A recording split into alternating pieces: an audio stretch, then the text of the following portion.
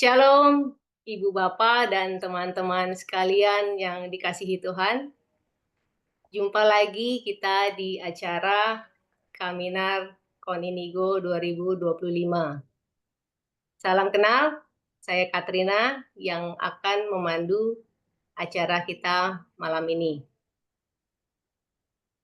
Bagaimana kabarnya teman-teman? Apakah semakin semangat setelah mengikuti Kaminar Koninigo? Yo, terima kasih Valdo. Semangat. Yo, makasih Mas Petrus Adi. Apalagi kita kali ini sudah punya paus baru ya, Paus Leo yang ke-14. Yes. Nah, teman-teman, mari kita doakan paus kita agar Roh Kudus berkenan untuk membimbing dan memberi kekuatan bagi beliau dalam menjalankan misinya untuk memimpin Gereja Kristus. Nanti saya minta tolong Pak Cahyo, bisa Pak untuk membantu membacakan doa pembuka? Boleh, Bu. Boleh, Oke. bisa. Iya.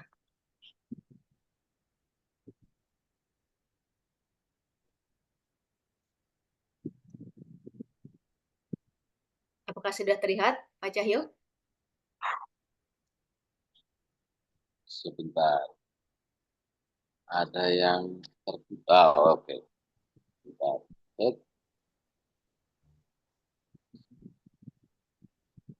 Oke, doa syukur ya Ibu ya? Yes, betul. Doa syukur. Betul, Pak. Oke. Oke, kelihatan sudah. Mau sekarang atau Ya. ada pembuka dulu apa segala terus baru doa? Sudah, silakan dibuka dengan tanda salib. Putus kah? Jelas suara Pak Cahyo. Halo. Suaranya jelas, oke. Pak. Mari kita siapkan hati kita untuk mengawali acara hari ini dengan doa syukur. Dalam nama Bapa dan Putra dan Roh Kudus. Amin. Allah Bapa di surga, Engkau selalu penuh belas dan kasih. Hari ini kami bersyukur dan berterima kasih atas anugerah yang telah Engkau berikan kepada kami. Semua. Aku kasih acungan jempol kedua. Kalian dengan berdua terpilihnya seorang gembala yang baru, yaitu Bapak Kardinal Robert Francis Prevost sebagai Paus Leo ke-14.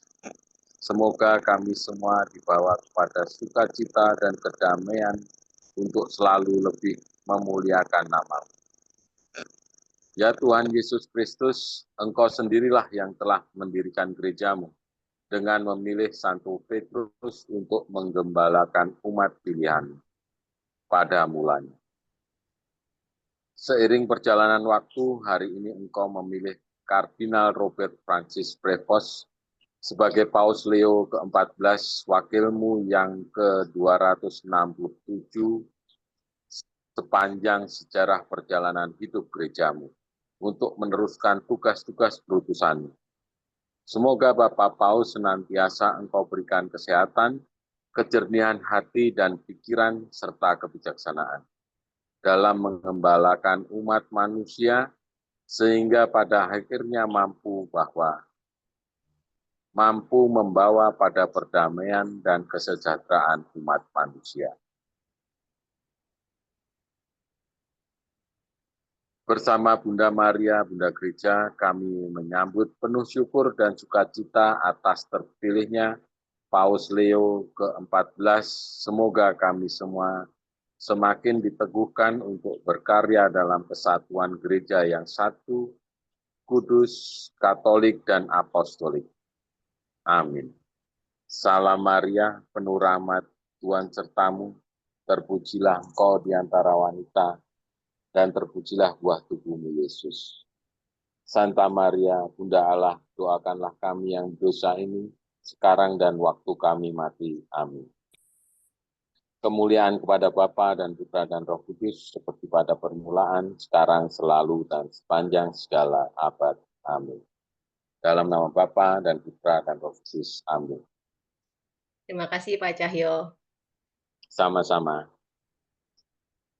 Baiklah teman-teman, acara selanjutnya adalah percakapan rohani.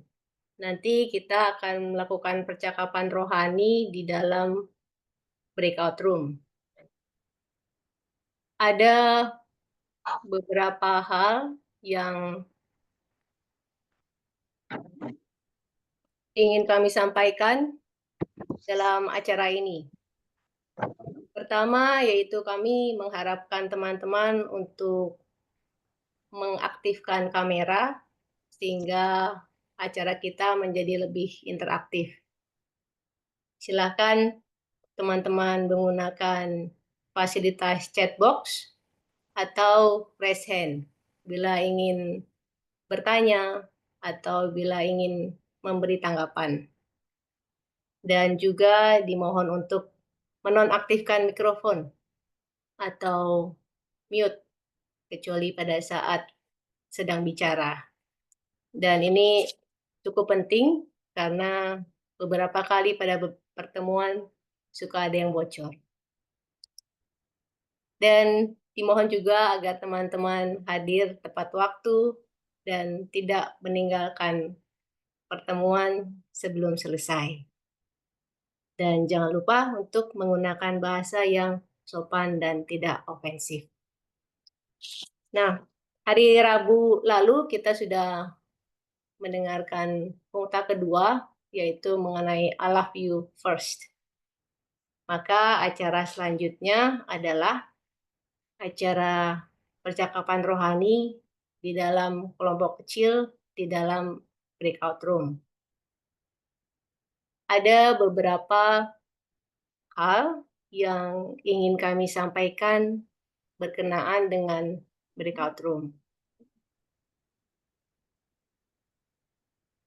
Bisa dibantu untuk slideshow? Oke.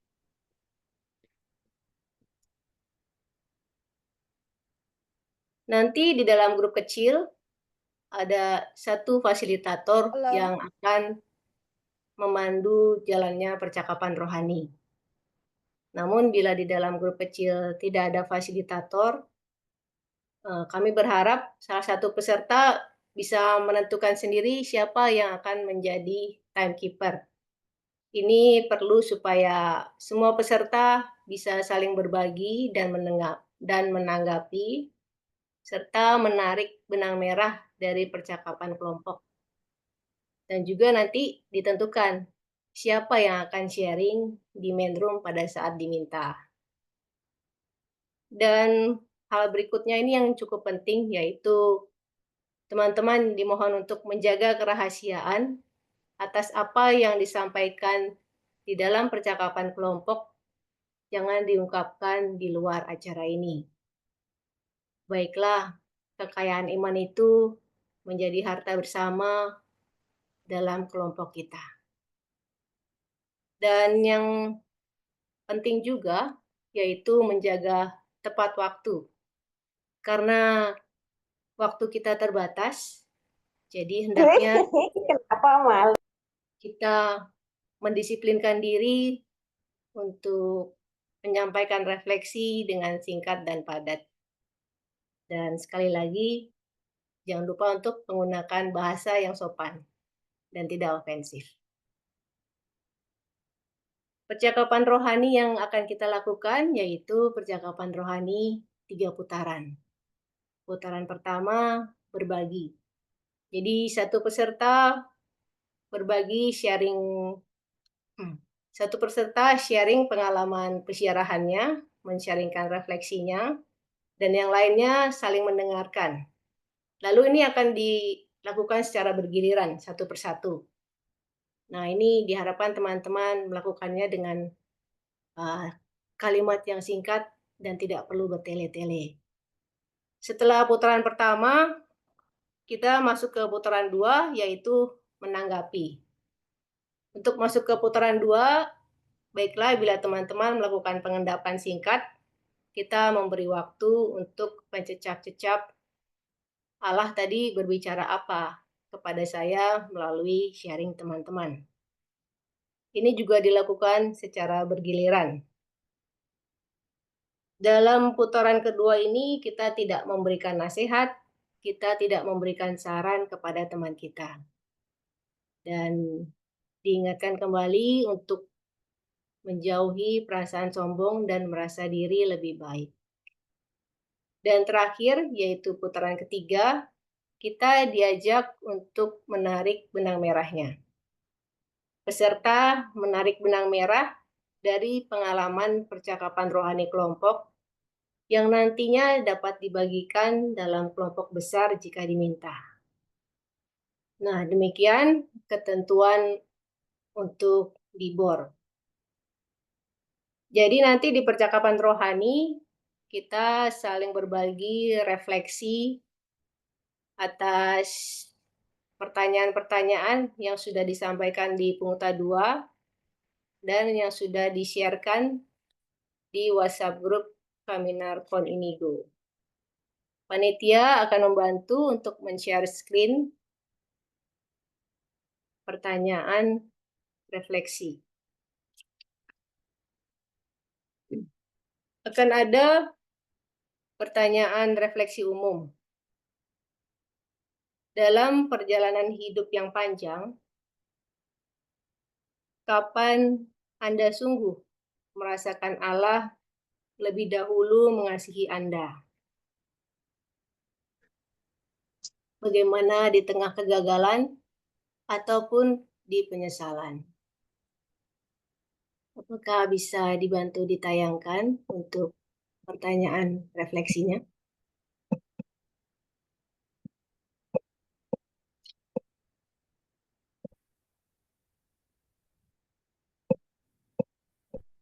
Selain itu, peristiwa atau keputusan apa di masa lalu yang kini Anda syukuri sebagai bagian dari kasih dan penyelenggaraan Allah?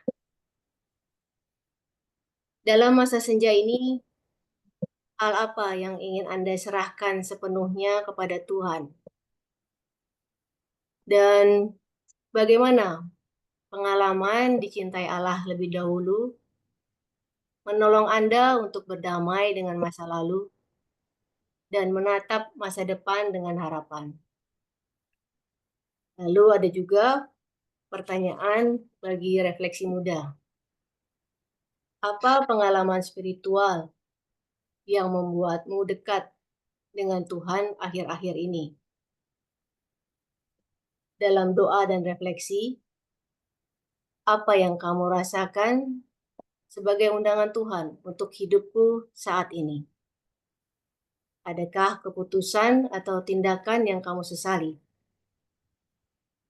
Bagaimana kamu ingin memperbaikinya atau berdamai dengannya? Bagaimana kamu ingin menanggapi kasih Allah yang lebih dahulu, baik dalam relasi, studi, maupun pelayanan? Itu adalah beberapa pertanyaan, namun teman-teman tidak harus menjawab semuanya, cukup beberapa dan bisa direfleksikan secara mendalam. Dan untuk lokakarya, yaitu menuliskan daftar 3 orang yang perlu teman-teman maafkan. Dan juga kita diajak untuk menuliskan 3 orang yang darinya kita perlu mendapatkan pengampunan. Lalu silakan menuliskan 3 hal atau 3 peristiwa terkait dengan diri sendiri yang perlu mereka maafkan. Lalu, mengapa nama dan wajah itu muncul? Mengapa peristiwa itu muncul? Apakah ada dorongan untuk melakukan sesuatu? Itulah hal-hal yang bisa teman-teman sharingkan di percakapan rohani. Nah, sebentar lagi kita akan masuk ke breakout room. Namun sebelum itu, mari kita doakan litani bagi pendengar. Kita baca bersama dalam hati. Tuhan yang Maha Kasih, teman dalam perjalanan, suara di tengah malam. Di sini kami berkumpul untuk mendengarkan. Bukalah telinga serta seluruh diri kami, agar kami dapat mendengarkan saudara kami dan menikmati anugerah percakapan rohani. Berilah kami kemurahan hati untuk mendengarkan dengan penuh keterbukaan. Dengarkanlah kami. Kebijaksanaan untuk memahami apa yang kami dengar. Dengarkanlah kami. Kekuatan untuk siap diubah oleh apa yang dibagikan. Dengarkanlah kami. Pendengaran yang tidak menghakimi. Dengarkanlah kami. dan keinginan seorang anak dan keingintahuan seorang anak. Dengarkanlah kami. Tambahkanlah dalam diri kami kedamaian untuk mengampuni dan diampuni. Dengarkanlah kami. sikap hormat atas anugerah maupun kehilangan. Dengarkanlah kami. Sikap menerima yang membuat kami rela membagikan kegagalan. Dengarkanlah kami. Kebijaksanaan sehingga kami tahu kapan harus diam. Dengarkanlah kami.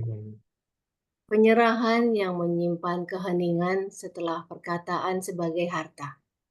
Dengarkanlah kami. Tumbuhkanlah dalam diri kami kebebasan untuk membiarkan misteri tetap sebagai misteri. Dengarkanlah kami. Kegembiraan untuk merayakan penemuan baru. Dengarkanlah kami. Kesiapan untuk tertawa ketika kesempatan itu tiba. Dengarkanlah kami. Rahmat untuk mendengarkan dengan cinta yang rendah hati. Dengarkanlah kami. Kekaguman untuk mendengarkan Engkau berbicara dalam diri kami. Syukur kepadamu. Oke, teman-teman, sebentar lagi teman-teman akan diundang untuk masuk ke satu breakout room. Silahkan klik join bila undangannya sudah pop up di layar teman-teman. Oke, apakah semuanya sudah kumpul kembali? Sudah. Kayaknya sudah, Mbak. Gak berasa ya, setengah jam berlalu dengan cepat. Ya cepat, belum selesai ngambil benang merah ini. Masih Benang kuning yang sudah dapat. Iya, benangnya masih putih. Yang penting udah asap putih. Iya, betul. Betul. 2 hari sudah keluar rasa putihnya. Iya. Baiklah teman-teman, pasti tadi sudah sangat sangat menyenangkan ya saat-saat Ya, yang betul. itu Betul. saat percakapan Makin rohani. lama makin senang Bu sekarang. Kelihatan dari wajah-wajahnya. Nah, teman-teman, tadi kan sudah sharing di grup kecil. Ya. Sekarang kami mengundang teman-teman, terutama teman-teman yang jarang terdengar suaranya nih, yang jarang kelihatan wajahnya. Silakan dibagikan di grup besar. Apa tadi hasil dari percakapan rohani? Buah-buah apa tadi yang sudah didapatkan? Baik Bu Katarina, ini saya Andreas. Ya. Halo, selamat malam semuanya. Malam Pak. Ya, perkenalkan saya Andreas dari Paroki Santa Faustina Koaska Tajurhala Bogor ya. Nah, tadi dari tim kita ada 4 orang, ada Ibu Vero ya, ada Ibu Maria dan Ibu Yuri. satu hal yang luar biasa bagi kami bahwa tantangan atau cobaan yang kami hadapi itu adalah satu hal bahwa itu adalah kehendak Tuhan. Memberikan kita ujian sesuai dengan kemampuan kita masing-masing. Dan memberikan jalan keluar juga sesuai dengan kehendak. Kita pasti memaafkan, mengampuni seseorang yang membuat salah kepada kita, tapi tidak bisa melupakannya. Ibarat memalu paku di kayu, kalau kita pun cabut pakunya tetap ada bekasnya. Jadi saya percaya bahwa Bapak Ibu yang punya masalah atau apa, ya kita pasti memaafkannya. Tapi Bapak Ibu juga, dan saya percaya bahwa Tuhan punya cara sendiri untuk menguatkan kita dalam menghadapi masalah itu. Terima kasih, itu dari saya. Terima kasih Pak Andreas dulu sharingnya. Oke, saya undang satu lagi, apakah ada?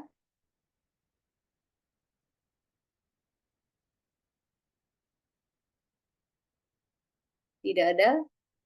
Oke, bila tidak ada, kita lanjut ke acara utama, yaitu acara Pungta ketiga. Kali ini temanya adalah Satria Dunia, Satria Tuhan.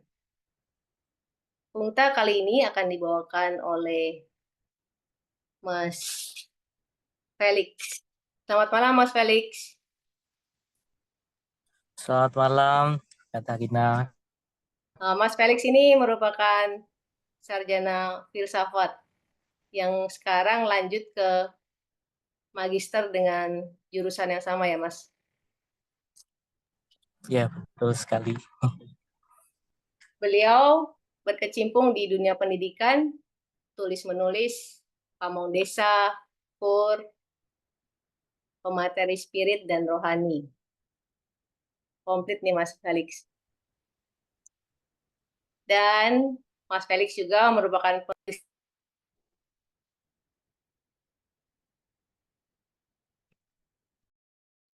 Oh maaf, tadi masih ke-mute.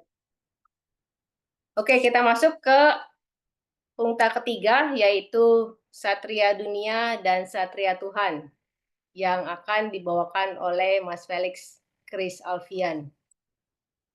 Beliau juga merupakan penulis lepas di majalah Utusan, Basis, dan Rohani. Dan beliau juga penulis buku. Dan salah duanya adalah Gerutu Guruku dan Berkat Tuhan di Ganjuran yang diterbitkan oleh Canisius. Betul ya, Mas? Oke, baik. Betul.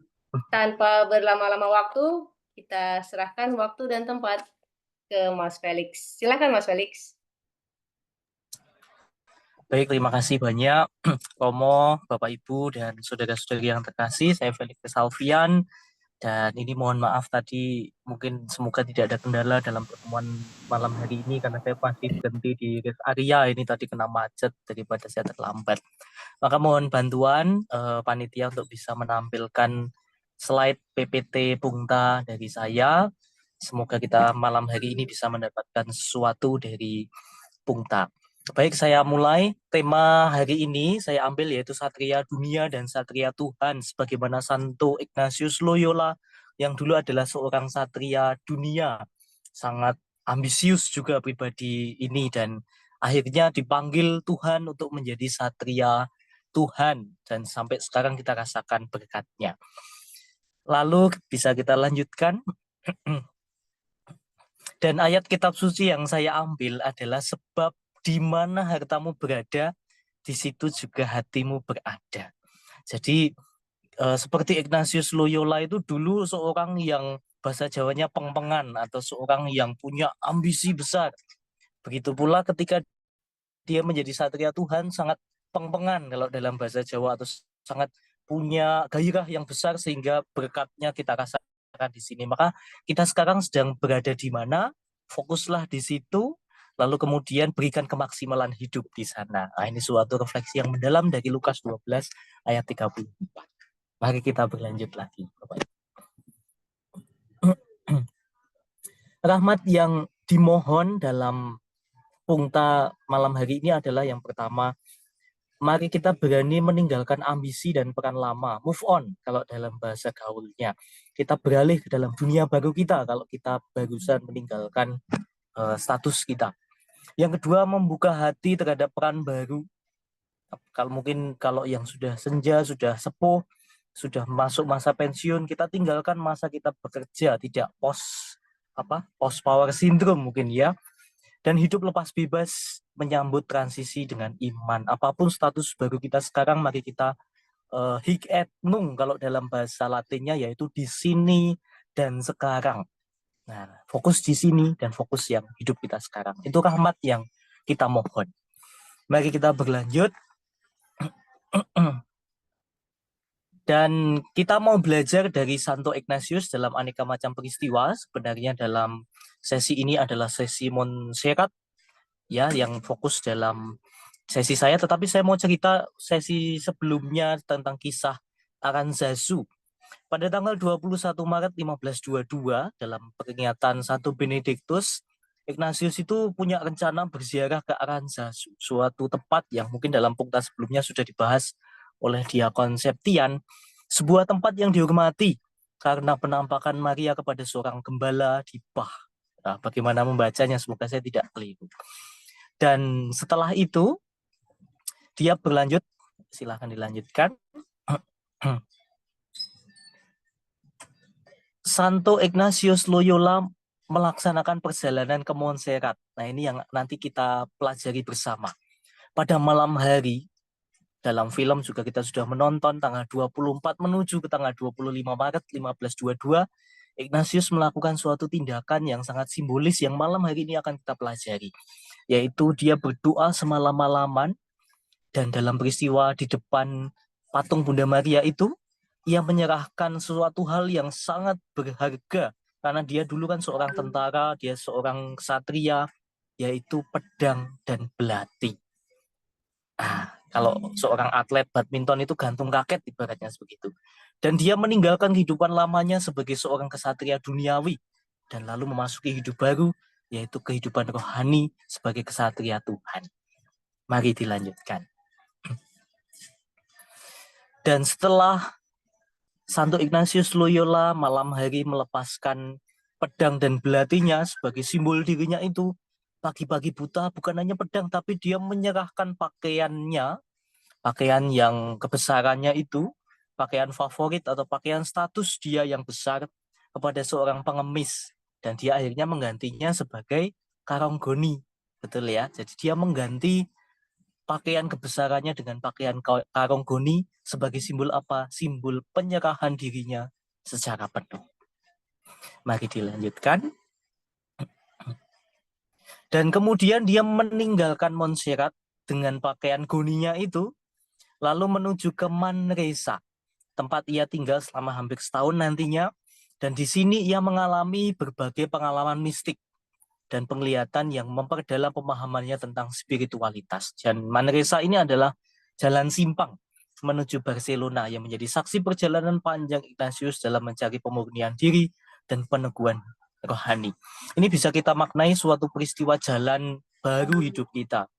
Anak muda atau mungkin bapak ibu yang sudah memasuki usia pensiun, mungkin kita berada dalam dua cabang, yaitu kita mengenang pengalaman sebelumnya, pengalaman masa lalu, atau status-status kita sebelumnya, atau kita mau memilih untuk meninggalkan itu, atau cabang yang lain yaitu hidup baru kita. Mungkin kemarin bekerja sebagai apa, lalu sekarang berganti sebagai apa. Mari kita masuk dalam cabang yang baru. Nah, Manresa ini kita simbolkan sebagai jalan menuju pemurnian hidup baru kita. Mari kita berlanjut. Nah, kontemplasi kisah yang mungkin saya ajak untuk memperdalam malam hari ini, seperti kisah Ignatius ya, mengalami terluka. Dia mungkin juga mengalami kesendirian. Dalam kisah itu bersama Bunda Maria, dia benar-benar sendirian. Lalu merasakan ketersentuhan dan akhirnya mengalami pertobatan.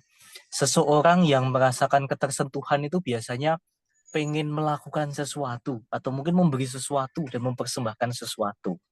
Contohnya kalau orang jatuh cinta itu kan pengen memberi ya toh, Walaupun nggak peduli dia mengeluarkan uang ratusan ribu, aku sudah cinta, aku serahkan. Santo Ignatius Loyola juga begitu.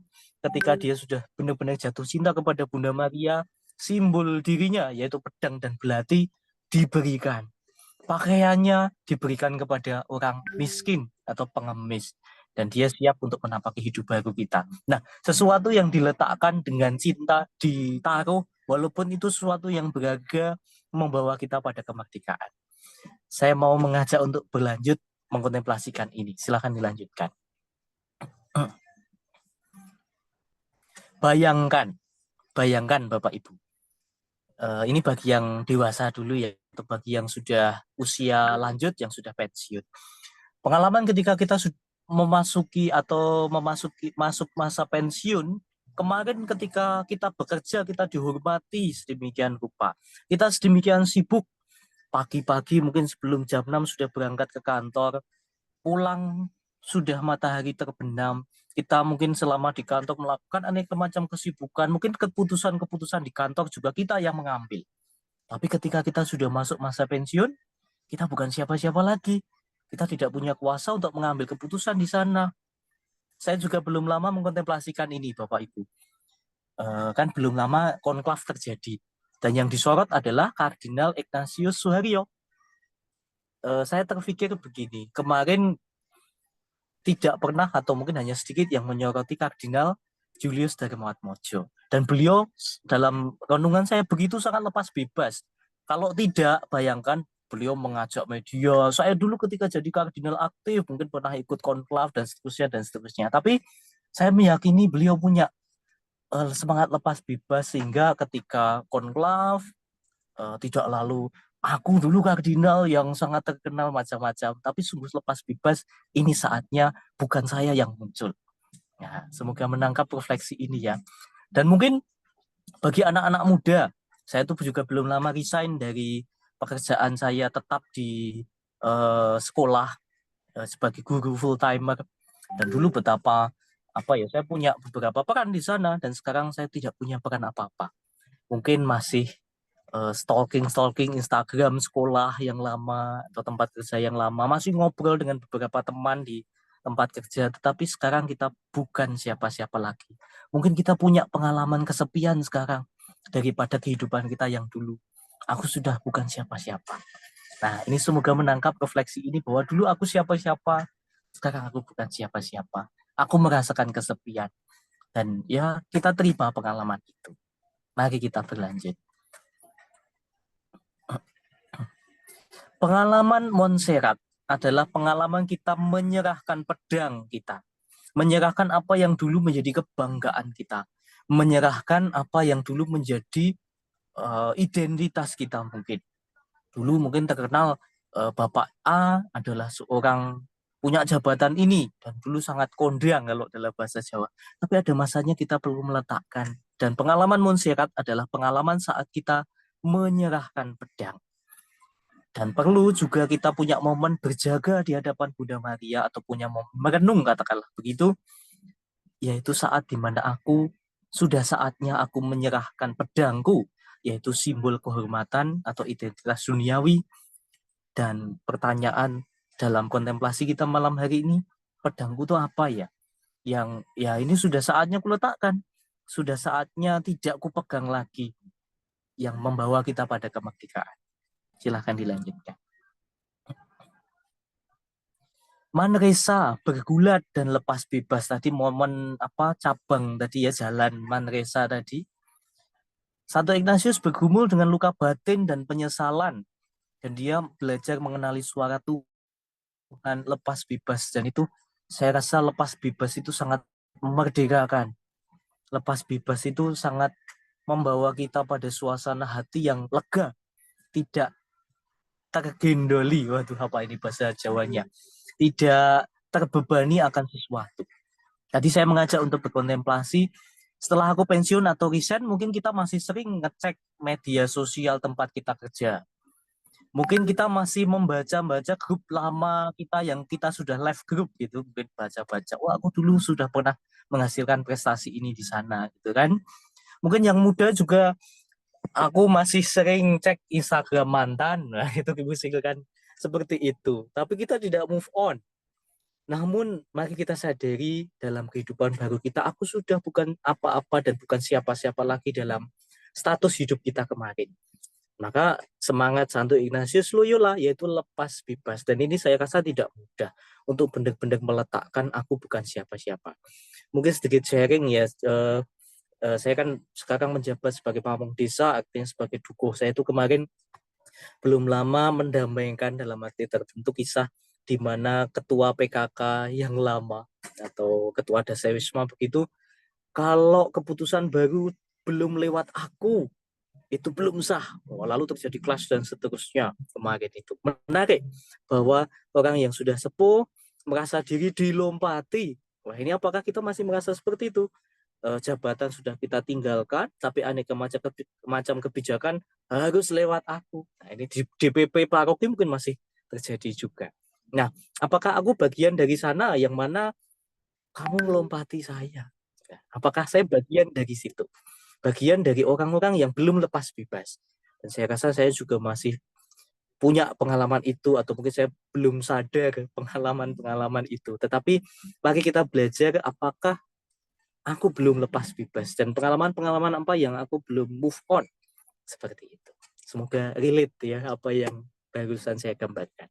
Mari kita berlanjut.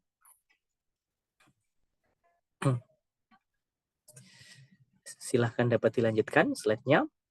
Nah, ini untuk kontemplasi untuk saudara-saudari atau bapak ibu yang sudah pensiun atau sudah lanjut usia. Ada suatu kitab suci yang baik. Aku berkata kepadamu, sesungguhnya ketika engkau masih muda, engkau mengikat pinggangmu sendiri. Dan engkau berjalan kemana saja engkau kehendaki. Tapi jika engkau sudah menjadi tua, engkau akan mengulurkan tanganmu dan orang lain akan mengikat engkau dan membawa engkau ke tempat yang tidak kau kehendaki. Manut dalam bahasa Jawanya. Ngikut. Kalau dulu aku bisa menentukan keputusan, tapi sekarang ngikut. Sendiko dawuh kalau dalam bahasa Jawa. Dulu aku penentu kebijaksanaan, sekarang aku mengikuti. Aku legowo, aku ikhlas untuk mengikuti. Dan mungkin sekarang kita merasakan kesepian dalam aneka macam dinamika hidup. Maka bagaimana aku menjadi cahaya dalam keheninganku, menjadi pendoa, syukur-syukur. Dan juga kalau sudah berusia lanjut, misinya adalah menjadi pendoa, menjadi teladan, dan menjadi tanda kehadiran kasih. Move on, tidak post power syndrome. Ini tidak mudah saya rasa. Itu mungkin pembelajaran untuk Bapak Ibu yang memasuki masa senja, memasuki masa pensiun. Apakah aku sudah legowo? Kalau dulu aku penentu kebijakan, sekarang aku manut, aku ngikut, aku nderek sendiko dawuh. Tidak post power syndrome. Itu untuk yang sudah berusia lanjut. Kalau untuk yang muda-mudi bagaimana? Mari kita berlanjut. Bagi yang muda, saatnya menata arah hidup, ambisi perlu ditimbang dalam terang iman, apakah jalan ini menuju kemuliaan Tuhan. Saya pribadi merasa sebagai orang muda, aku pengen mendapatkan ini, mengerjakan ini, itu. Mungkin saatnya kita mulai sadar ya, aku bukan Ultraman atau Superman yang semuanya bisa aku ayahi atau bisa aku jalani. Mungkin perlu kita sadar, saya juga ini, kita terbatas sebagai manusia dan pengalaman-pengalaman masa lalu mungkin perlu kita kita kenang baik, tetapi tidak untuk dijalankan dalam masa kini. Menata hidup untuk mengarahkan masa depan yang lebih baik dan mungkin move on dari beberapa status-status kita kemarin itu juga penting, dan ini menjadi pengingat pula bagi saya. Saatnya menata arah hidup, mau jadi apa aku nanti, mau ku maknai seperti apa hidupku. Dan mungkin pertimbangan-pertimbangan perlu juga kita belajar dari bapak ibu kita yang lebih senior atau mungkin siapapun yang lebih senior. Perlu pertimbangan matang. Dan saya hari-hari ini merefleksikan, mungkin kadangkala orang sibuk itu dibilang prestis daripada orang yang tidak sibuk, padahal setelah saya renungkan ternyata orang yang work-life balance atau orang yang punya waktu istirahat, punya waktu berdoa itu lebih prestis daripada orang sibuk. Nah, ini menjadi refleksi bagi kita orang-orang muda. Itu. Mari kita berlanjut.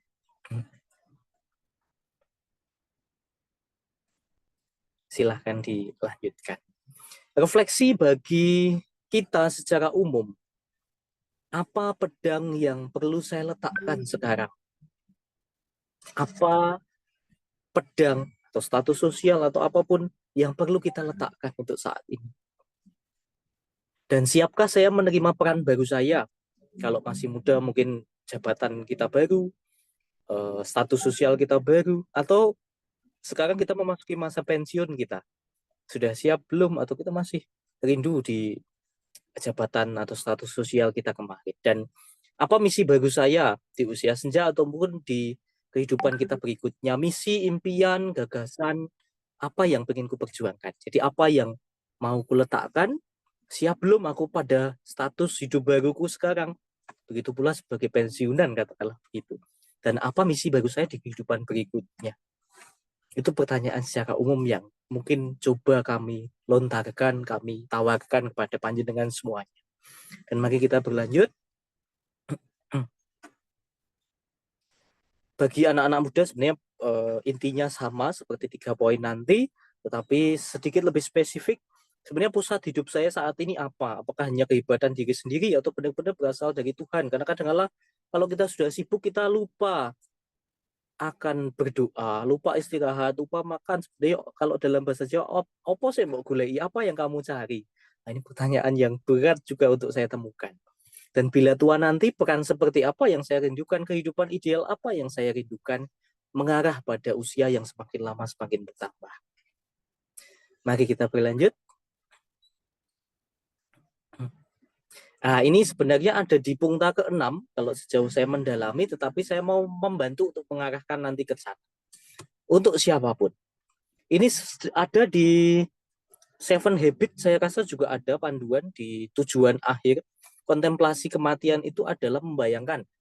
Kita buat santai saja, tidak semenakutkan yang dibayangkan. Nanti kalau orang layat atau orang takziah begitu ya, kan ada yang pidato, entah itu ketua RT-nya atau orang-orang terdekat atau bosnya dulu dan seterusnya, itu kan ada yang pidato. Nah, kita membayangkan orang yang pidato itu ngomongin apa tentang diri kita.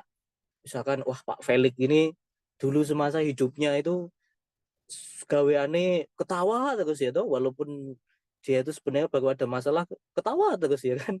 Seperti itu. Atau mungkin Pak Felix itu dulu itu sangat usil orangnya. Apa ya, suka ngerjain teman-temannya gitu, atau mungkin kadang-kadang ya kelewatan gitu kan, dan seterusnya. Nah, aku pengen ketika nanti aku mati, ketika nanti aku meninggal, orang-orang yang pidato itu ngomongin apa tentang aku? Apakah malah, wah ini orang yang keras sebenarnya, orang yang keras kepala sebenarnya, dan seterusnya. Nah, kita mungkin bisa ambil waktu besok kalau aku nggak ada, besok kalau aku mati, pidatonya temanya apa? Nah, itu kita buat suasana yang pengen kita dapatkan. Wah, ternyata bapak ini, ibu ini dulu adalah orang yang suci, orang yang mengupayakan kekudusan. Nah, kan pengennya kita mendapatkan itu, tapi ya sadar diri bahwa kadang-kala ya kita suka marah-marah, kadang juga kalau mood kita jelek juga dilampiaskan kepada orang lain. Ya, tetapi masih ada waktu, kita bersyukur masih ada waktu Tuhan ngasih kita kehidupan, maka mengarah ke sini, mengarah ke kematian yang nggak tahu kapan ya, belum tentu yang muda-muda juga sampai usia 50-60, kita bersyukur ya. Bapak Ibu juga yang sudah mencapai usia 60-70 juga bersyukur bisa sampai ke usia sana. Tapi nanti ketika aku tidak ada, apa yang ingin ku dengarkan dari pidato di sekeliling itu. Dan mari kita berlanjut. Sebagai penutup, kita semua adalah seorang kesatria. Dan kepada siapa kita berpegang. Ajakan, mari kita berjuang menjadi satria Tuhan dalam kekampuhan kita. Setiap hari pengen bertobat tapi melakukan dosa terus. Saya juga seperti itu. Tapi yuk bersama-sama berjuang jadi satria Tuhan, punya semangat lepas bebas, berserah, penuh kasih, menjadi berkat bagi yang lain. Itu tidak mudah, tapi ya kita sama-sama belajar, kita sama-sama diajak untuk menjadi kesatria Tuhan. Dan mari kita lanjutkan lagi, mungkin ini bagian terakhir dari slide saya, bisa dilanjutkan, masih adakah? Ini langkah, ini mungkin sebagai slide terakhir, yang sudah juga dibagikan kepada panjenengan semua. Langkah ketiga dalam Pungta Loka Karya ini adalah tuliskan 3 hal yang paling Bapak Ibu panjenengan banggakan dalam pekerjaan dan kehidupan. Jadi nanti dalam doa, apa ya yang sudah bangga? Oh, kemarin aku bisa berkarya dalam bidang ini. Mungkin juga ada karya baik apa yang sudah aku perbuat. 3 hal. Seberapa baik Anda mengintegrasikan keduanya, pekerjaan dan kehidupan. Bagaimana Anda menyatukan pengetahuan dengan keterampilan, dengan nilai-nilai dan keyakinan panjenengan masing-masing. Dan hal-hal baik apa yang telah Anda lakukan bagi keluarga, komunitas, masyarakat, teman-teman, dan seterusnya. Jadi ini lebih mengarah ke hal yang sudah disyukuri dalam kehidupan sebelumnya. Dan dalam doa, dalam refleksi ini lebih tepatnya, mengapa hal-hal itu muncul, apa perasaan saat memikirkannya, apakah rasa syukur atau bahkan malah rasa kecewa, aku dulu kok seperti itu tuh orangnya. Atau bahkan kagum, aku dulu kok bisa ya melakukannya. Padahal ya wong koyong ini, orang seperti ini, ngatasing kalau dalam bahasa Jawa. Kok bisa? Dan apakah ada dorongan untuk melakukan sesuatu? Nah, itu semua mari kita tuliskan dalam jurnal pribadi dan juga bisa dibagikan singkat dalam percakapan rohani besok atau mungkin dengan kerabat kita atau mungkin bisa dibagikan dalam grup juga ya saya rasa di Kaminara CCI ini on Inigo sebagai hal yang memperkaya satu dengan yang lain. Saya rasa itu kurang lebihnya, mohon maaf dan semoga bisa menjadi berkat untuk kita semua. Segala kekurangan saya mohon maaf sebesar-besarnya. Terima kasih waktu dan kesempatan saya kembalikan. Berkah dalam. Terima kasih banyak Mas Felix akan pemaparan pungtanya Satria Dunia, Satria Tuhan dan Warisan.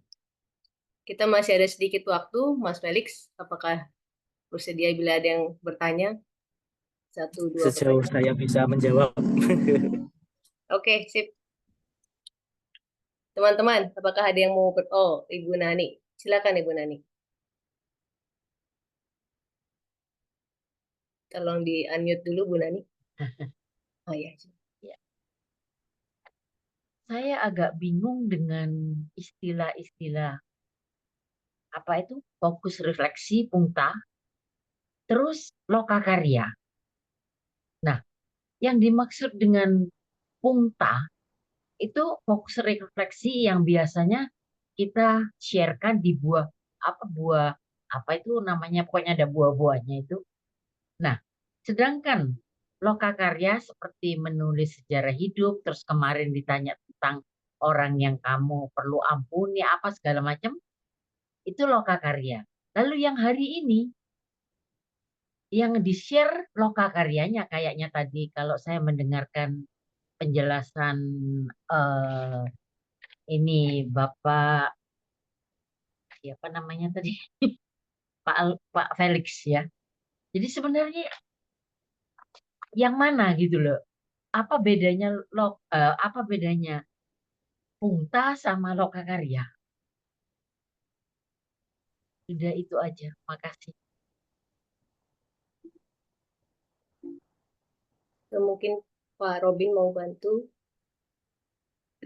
Ya, terima kasih Bu Katrina, terima kasih Bu Nani. Mas Felix, permisi jawab nih. Jadi Pungta itu kan maksudnya paparan pendek ya. Kali ini di Kaminarkon ini gue berbeda dengan tahun-tahun sebelumnya. Sebenarnya seakan-akan ada 2 Pungta dalam satu kali pertemuan.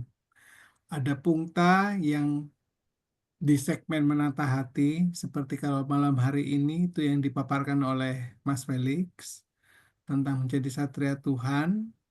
Kemudian ada segmen yang Meniti Senja. Sebenarnya yang segmen Meniti Senja ini tuh diambil dari modul lokakaryanya Ibu Carol Johansson yang jadi koordinator pastoral care di satu rumah sakit di Amerika sana. Jadi ada 2, Bu. Jadi Ibu tidak perlu bingung kok yang ini yang mana. Dua-duanya dilakukan. Bedanya tahun ini dengan tahun-tahun sebelumnya seperti itu. Kalau Bu Nani tadi perhatikan, sebenarnya ada beberapa pertanyaan panduan dari Mas Felix yang tentang segmen menata hati ya.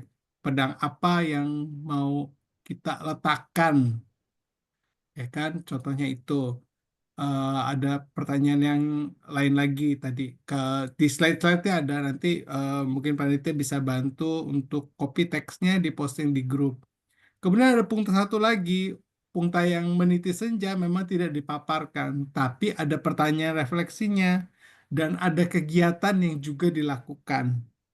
Seperti di pungta satu, kita semua diminta untuk menulis sejarah hidup. Ya, mudah-mudahan semua sudah melakukan. Kalau diperhatikan nanti dalam 7 kali pertemuan, di Lokakarya ini tuh sebenarnya ada tugas-tugas yang dilakukan. Buat sejarah hidup, memikirkan siapa yang perlu diampuni dan siapa yang kita mohon pengampunan. Oke, kalau diperhatikan nanti rangkaiannya sebenarnya mempersiapkan terutama yang usia lanjut itu menyiapkan supaya di masa senjanya lebih legowo, lebih tenang, lebih ikhlas. Sementara yang di generasi muda bisa mulai siap-siap. Kalau nanti satu saat senjanya tiba, atau tadi di kelompok saya, kok senjanya saya tiba-tiba datangnya mendadak gitu ya. Tiba-tiba nggak ada senja langsung gelap. Teman-teman di sekitar saya meninggal duluan. Kan bisa jadi terjadi seperti itu. Nah, rangkaian kegiatan Kaminar Koninigo ini ada dua. Yang pertama menata hati, yaitu merefleksikan proses pertobatan, direfleksikan dalam situasi senja. Kemudian yang lokakarya sebenarnya PR-PR itu membantu kita untuk menyiapkan masa senja. Jadi memang ada dua punktanya. Ibu tidak perlu bingung, memang tahun ini ada dua kegiatan. Itu aja. Gimana tadi? Kemudian, Oke. kemudian yang disiarkan yang mana? Dua-duanya atau gabungan? Dua-duanya atau gini, kalau di Salah. buku refleksi ibu dituliskan semuanya, karena itu jadi harta kekayaan pribadi ibu sendiri. Tapi pada saat dibagikan dalam percakapan rohani atau dibagikan dalam WhatsApp grup buah peziarahan, yang menurut ibu menyala aja dalam hati dan pikiran ibu. Kalau ibu mau nulis panjang di WhatsApp grup, silahkan. Oke, tapi kalau di percakapan rohani kelompok karena waktunya cuma 30 menit, isinya 4 orang, ya enggak bisa semuanya dikuasai sendiri 30 menit hanya cerita sendiri kan. Jadi yang dibagikan hanya yang sarinya saja, dibuat summary-nya atau satu peristiwa atau satu hal atau satu nama atau satu kegiatan yang dirasa paling menyalat, paling terang. Itu aja, Bu. Terima kasih, Pak. Udah ngerti. Sama. Oke. Terima kasih Pak Rowin. Ya, sama-sama, Katrina. Oke, terima kasih Mas Felix dan teman-teman. Karena keterbatasan waktu, maka sesi tanya jawab kita akhiri sampai di sini. Dan berikutnya adalah acara yang paling ditunggu teman-teman, yaitu acara dokumentasi. Mari teman-teman silakan membuka kamera, menata rambut, menata apalagi yang perlu ditata, menata hati. Oh enggak, Menata senyum. kacamata hitamnya belum ada Pak Robin. Oh, terima kasih sudah diingatkan. Selalu sedia di sebelah kiri saya nih. Fotografer kita malam ini adalah Mbak Novia. Oke, ada Silakan, Mbak 2 Novia. halaman. Saya mulai halaman pertama. 1, 2, 3. Oke, halaman kedua. 1, 2, 3. Oke, sudah semua. Terima kasih. Oke, terima kasih teman-teman. Dan silakan untuk tetap menyalakan kamera ya, biar makin Terima kelihatan. kasih. Belum selesai, Pak. Aduh, Sebentar lagi kita akhiri dengan doa penutup, yaitu doa masa senja. Dan untuk itu saya minta bantuan Bu Angela Yovita. Apakah bersedia untuk membawakan doa yang ditayangkan ini. Baik, Apakah Bu Angela masih ada? Oke. ada. Terima kasih Bu Boleh. Angela. Ya. Mari kita siapkan untuk doa. Dalam nama Bapa dan Putra dan Roh Kudus. Amin. Tuhan, sudah tiba masa senjaku. Kekuatanku perlahan meredup, bagaikan cahaya matahari yang meruyup. Masa depan yang dulu kubayangkan ternyata tinggal hari-hari yang harus kulewatkan. Dan hari-hariku tidak lagi sekaya seperti dulu. Sekarang hari-hari itu seakan berjalan dari jam ke jam, menit ke menit, dan detik ke detik. Berikan padaku rasa syukur ya Tuhan, karena sekarang aku tak perlu membuktikan lagi siapa diriku. Tiada lagi yang memaksaku memasang rencana-rencana besar bagiku. Engkau bahkan mengajak aku menerima, ternyata tak mungkinlah aku menyelesaikan semuanya dan membuka mata batinku. Pada akhirnya tak mungkin pula jika hidup ini harus selesai dalam keseluruhannya. Dan aku harus bahagia dengan hidupku yang tak mungkin selesai dengan semuanya. Pada masa senja ini aku tahu bahwa kebahagiaan ternyata boleh aku rasakan dalam langkah-langkah kecilku, di mana aku hanya bisa membuat hal-hal yang kecil pula. Aku memuji syukur padamu Tuhan, karena baru sekarang aku diperbolehkan untuk tidak tergesa-gesa dalam hidup. Bahkan Engkau selalu ajakku beristirahat, dan setiap kali berhenti untuk mengambil napas bila tenagaku memang sudah tidak kuat. Tuhan, terima kasih. Kau memperkenankan aku tetap gembira dan bahagia, bahkan bila aku tak bisa lagi membuat apa-apa pada masa senjaku ini. Amin. Dalam nama Bapa dan Putra dan Roh Kudus. Amin. Terima kasih Bu Angela. Bapak Ibu, selamat Dan selamat mempersiapkan doa untuk Terima besok. kasih. Terima Dan kasih silakan Bapak Ibu membagikan Panitia, refleksi teman-teman di semua. WAG buah-buah rohani. Terima Bisa kasih berupa Kak Felix. semuanya. Makasih. Bisa berupa foto Terima dan kasih. sampai jumpa. Terima Selamat kasih istirahat. Rina.